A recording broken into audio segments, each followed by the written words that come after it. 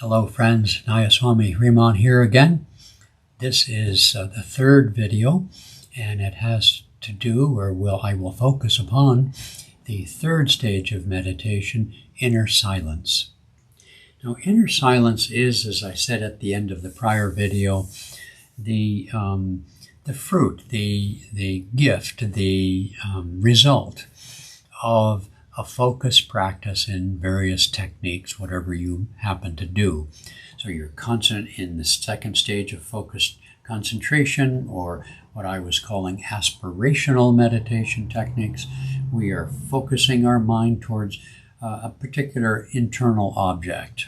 Okay, it can be the life force energy, it can be a devotional image or mantra, etc. So you're focusing the mind like a muscle on your technique. Then when you relax the muscle of the mind and you cease your technique, and by the way, so many people only practice their technique, they don't go into the third stage I'm going to describe here, and they lose most of the benefits of their meditation. It's the analogy that Yogananda used was, it's like baking a cake or a casserole in the oven and then leaving the house, not ever enjoying the fruit of your practice, the fruit of your labor, because the purpose of techniques is to go beyond techniques. Techniques are not the goal, and we are often cautioned in the culture of meditation not to mistake the goal, the means for the end, not to mistake the technique for the goal of the technique. And the technique is to go beyond the subconscious mind, to go beyond the conscious mind. In terms of terminology, Yogananda Ji said and described this higher state as the superconscious mind. But I must caution you, inner silence is not itself a state of superconsciousness. One could argue that it is, but I'm not going to argue. It's simply clearing the deck. It's like organizing your desk so that you can start a new project. All right?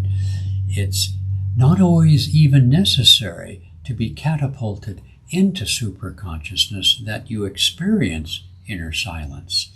Well, in fact, you can be uplifted mowing the lawn or doing the dishes or any number of other things. But again, I'm focusing on stages of meditation. In fact, higher states or glimpses of superconsciousness come not only throughout the day for regular meditators, but throughout the initial practices, mindfulness, stage 1, or focused concentration, stage 2. So I'm describing these stages in a very linear fashion just to give them some focus.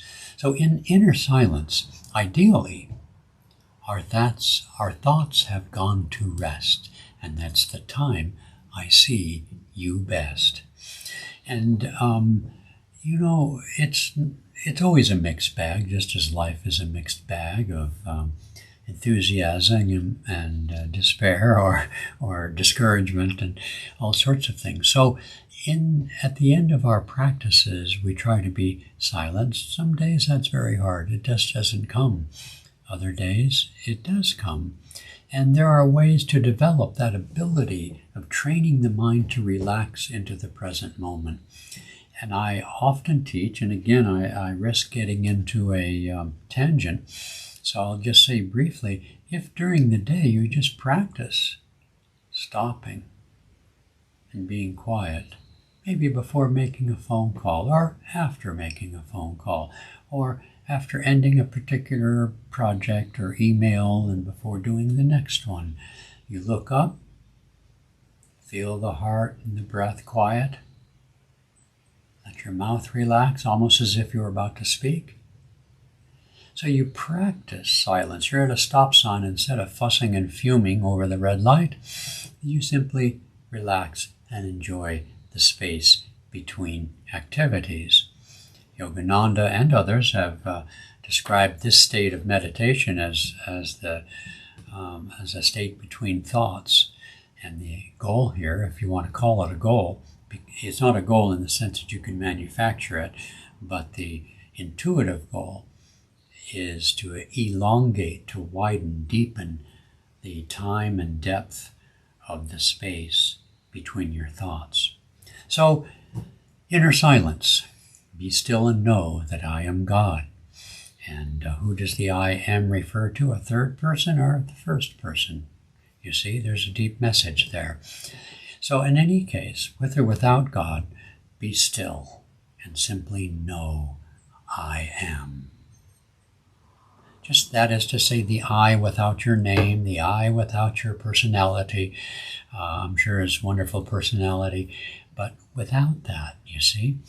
So that is our goal, and it's from that clear deck, that empty space, that no thingness, no thought less, no thought state, is how superconscious states are given permission, a space by which to enter and open your heart or clear your mind in any number of things. I want to repeat that this inner silence is not a necessary prerequisite, but it very efficiently enhances and advances and draws to you intuitions. The more you practice this state, in any case, the more frequently you'll find over time ideas come to you, solutions. Rather than fussing and fuming over problems during the day, you suddenly find the answer to your questions, the answer or a solution to different problems. So I'm going to check my notes. Okay, I think that's it before we move on to stage 4, inner experiences. Okay, so stay tuned for the next video.